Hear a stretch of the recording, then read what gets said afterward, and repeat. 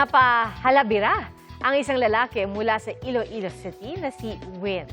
Kasabay po kasi sa pagdiriwang ng Dinagyang Festival, nakuha niya ang matamis na oo ng kanyang nobeng si Michelle.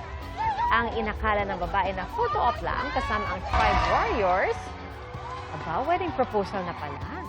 At paglingon niya, handa na ang singsing sabay luhod ni Win. Ang mga tao sa paligid napahinto na lamang at kinilig sa dalawa. 4 na taon nang nagsasama ang dalawa kasama ang kanilang 5 gulang na anak. At naisipan ni Win na isabay na sa Dinagyang ang matagal na niyang planong proposal. Kaya talaga namang literal na City of Love ang Iloilo. Mga kapuso, maging una sa saksi. Mag-subscribe sa GMA Integrated News sa YouTube para sa iba't ibang balita.